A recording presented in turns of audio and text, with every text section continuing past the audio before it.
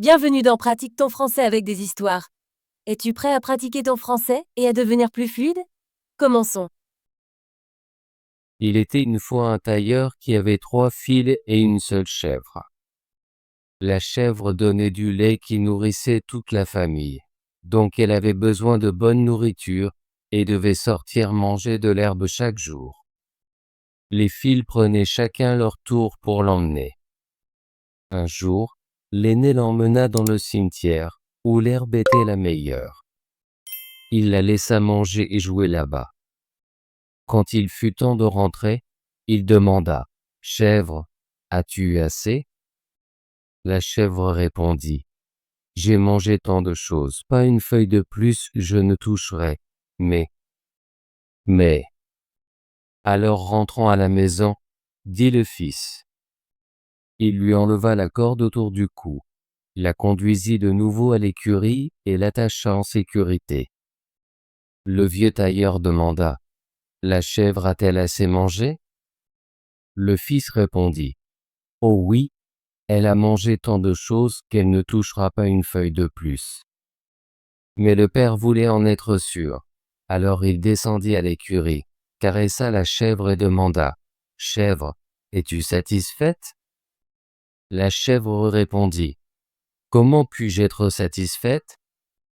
J'ai sauté entre les tombes, et je n'ai trouvé aucune nourriture. Alors je suis resté sur ma faim. Mais… Qu'est-ce que j'entends ?» s'écria le tailleur. Il monta en courant et dit à son fils « Eh bien, menteur, tu as dit que la chèvre était pleine, mais tu l'as laissée mourir de faim. » Dans sa colère, il prit une règle accrochée au mur et chassa son fils hors de la maison. Le lendemain, c'était au tour du deuxième fils. Il trouva un coin dans la clôture du jardin où poussait de l'herbe fraîche, et la chèvre la mangea toute. Quand vint le moment de rentrer, il demanda « Chèvre, es-tu satisfaite ?» Elle répondit « J'ai mangé tant de choses, pas une feuille de plus je ne toucherai, mais… » Alors rentrons, dit le fils. Il l'emmena à l'écurie et l'attacha. Le vieux tailleur demanda à nouveau « La chèvre a-t-elle mangé assez ?» Le fils répondit « Oh oui, elle a mangé tant de choses qu'elle ne touchera pas une feuille de plus. » Le tailleur ne le croyait pas, alors il descendit à l'écurie et demanda « Chèvre, es-tu satisfaite ?» La chèvre répondit « Comment puis-je être satisfaite? J'ai sauté entre les tombes, et je n'ai trouvé aucune nourriture. Alors je suis resté sur ma faim, mais… Ce vilain garçon !» cria le tailleur. « Comment as-tu pu laisser un si bon animal avoir faim ?»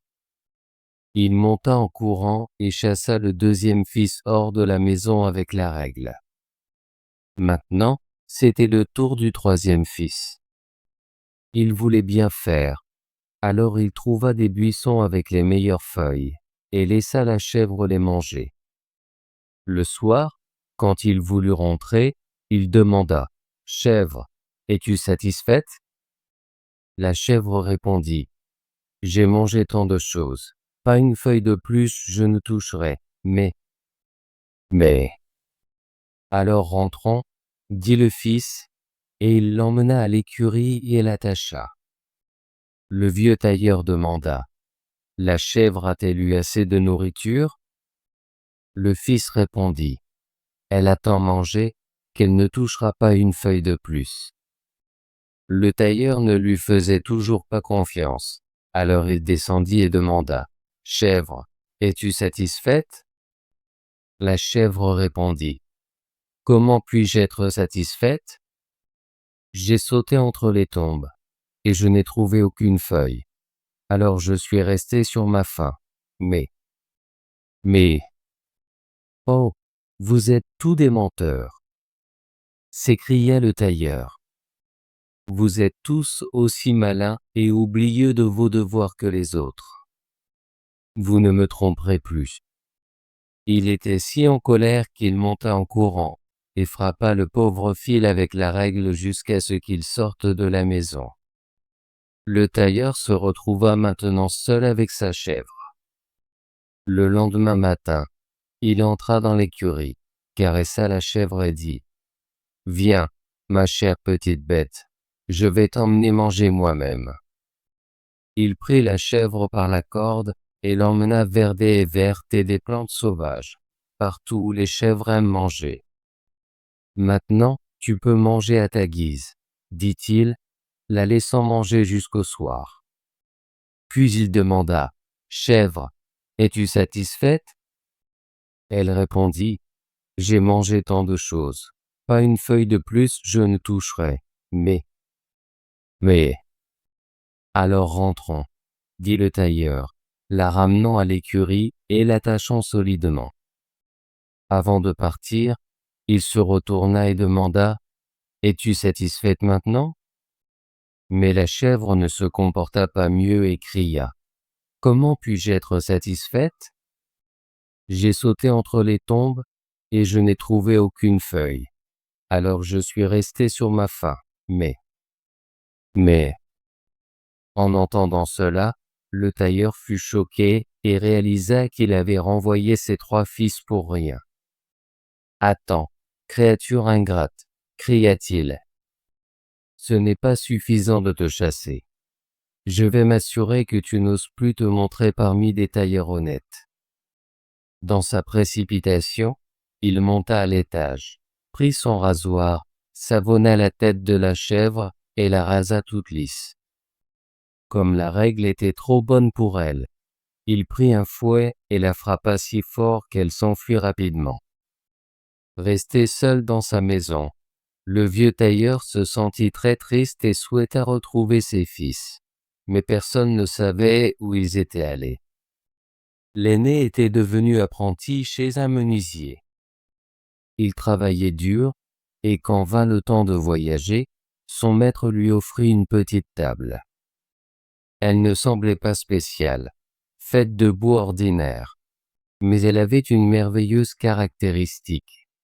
Si quelqu'un la sortait et disait « Petite table, déploie-toi », elle se couvrait instantanément d'une nappe propre, d'une assiette, d'un couteau et d'une fourchette, ainsi que de nombreux plats de viande cuite et rôtie, plus un grand verre de vin rouge. Le jeune menuisier pensa : avec ça, tu auras de quoi vivre toute ta vie. Et il voyagea joyeusement sans se soucier de trouver une bonne auberge ou à manger. Partout où il allait, que ce soit dans un champ, une forêt, une prairie, ou où bon lui semblait, il pouvait sortir sa petite table, la poser et dire « Déploie-toi », et tout ce qu'il voulait apparaissait. Finalement, il décida de retourner chez son père, pensant que le vieil homme lui pardonnerait maintenant qu'il avait cette merveilleuse table. Sur le chemin du retour un soir, il s'arrêta dans une auberge remplie de clients. Ils l'accueillirent et l'invitèrent à s'asseoir et à manger avec eux, sinon il aurait du mal à trouver à manger. « Non, » dit le menuisier, « je ne prendrai pas de nourriture dans vos assiettes. Au lieu de cela, vous pouvez être mes invités. » Ils rirent, pensant qu'il plaisantait. Il plaça alors sa petite table au milieu de la pièce et dit : « Petite table, déploie-toi. » Immédiatement, elle fut remplie de nourriture si bonne que l'aubergiste n'aurait jamais pu la fournir. L'odeur fit saliver les invités. « Servez-vous, chers amis, » dit le menuisier, et quand ils virent qu'il était sérieux, ils se rassemblèrent rapidement autour et commencèrent à manger. Ils furent émerveillés de voir qu'à chaque fois qu'un plat était vide, un autre le remplissait tout seul. L'aubergiste regardait avec surprise, pensant : « Je pourrais avoir un cuisinier comme ça dans ma cuisine. » Le menuisier et ses amis s'amusèrent jusqu'à tard dans la nuit, et quand il fut temps d'aller au lit, il s'endormit aussi, plaçant sa table magique contre le mur. Cependant, l'aubergiste ne pouvait pas s'empêcher d'y penser. Il se souvint qu'il avait une vieille table dans son entrepôt qui ressemblait à celle du menuisier, et échangea discrètement la table magique contre l'ancienne. Le lendemain matin, le menuisier paya pour son séjour, prit sa table, sans se douter qu'elle était fausse, et rentra chez lui. Vers midi, il atteignit la maison de son père, qui l'accueillit avec une grande joie. « Eh bien, mon cher fils, qu'as-tu tu appris ?» demanda le tailleur. « Père, je suis devenu menuisier. »« Un bon métier ?» répondit le vieux homme. « Qu'as-tu rapporté de ta formation ?»« Père, la meilleure chose que j'ai rapportée est cette petite table. » Le tailleur l'examina attentivement et dit : « Tu n'as rien fabriqué de spécial avec ça. C'est juste une vieille table. »« Mais c'est une table qui se sert elle-même, » répondit le fils. « Quand je la sors et lui dis de se couvrir, de beaux plats apparaissent et il y a du vin qui réchauffe le cœur. Invitons nos proches et amis. Ils apprécieront un bon repas. » Quand la famille se rassembla, il plaça la table au milieu de la pièce et dit : « Petite table, déploie-toi. » Mais la petite table ne bougea pas et resta nue comme n'importe quelle autre table ordinaire. Le pauvre menuisier réalisa que sa table avait été échangée et se sentit embarrassé d'être là comme un menteur. Les proches se moquèrent de lui et ils durent partir sans manger ni boire. Le père retourna à son travail et continua de coudre, tandis que le fils trouva un nouveau maître. Le deuxième fils était devenu apprenti chez un meunier.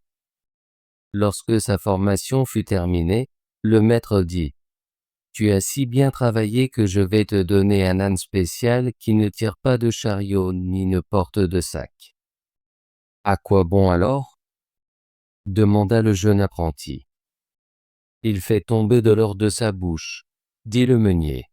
« Si tu le mets sur un tissu et dis bric-le-bris, il te fera tomber des pièces d'or. »« C'est merveilleux, » dit l'apprenti, remerciant son maître et partant dans le monde. Chaque fois qu'il avait besoin d'or, il n'avait qu'à dire « bric-le-bris » à son âne, et il pleuvait des pièces d'or qu'il ramassait par terre.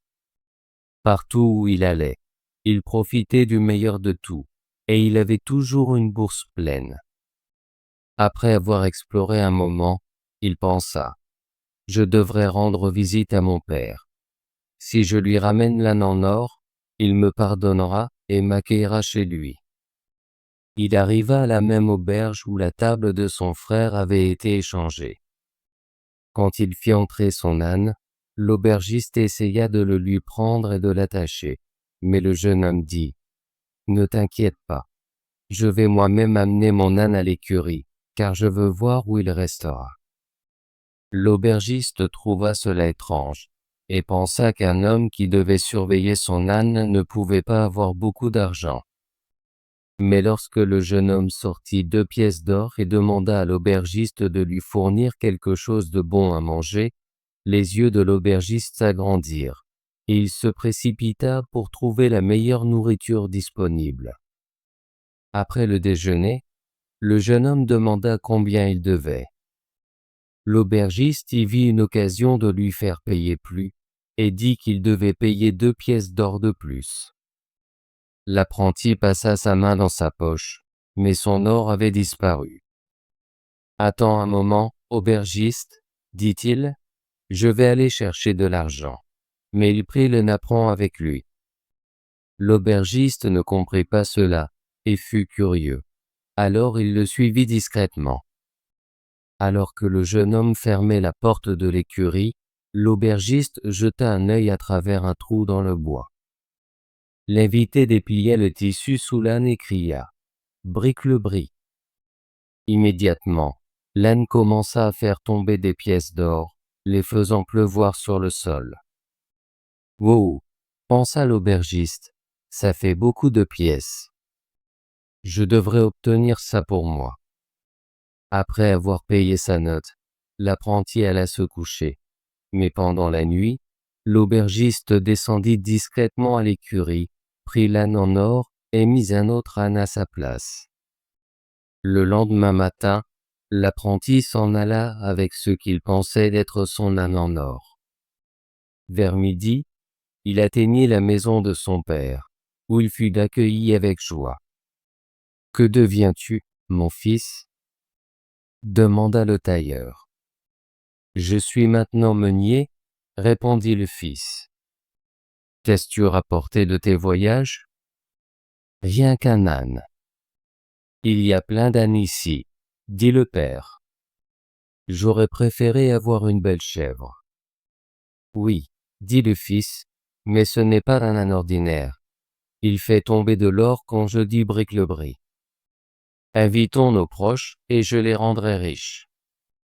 Cela me semble bien, dit le tailleur, alors je n'aurai plus à travailler avec l'aiguille, et il sortit pour appeler tout le monde. Une fois que tout le monde arriva, le meunier étala son tissu, et fit entrer l'âne dans la pièce. Maintenant, regardez, dit-il, et cria, bric-le-bris. Mais aucune pièce d'or ne tomba, car l'âne ne possédait pas ce talent, et il était clair que c'était juste un âne ordinaire. Le pauvre meunier se sentit trahi, et s'excusa auprès de ses proches, qui partirent les mains vides.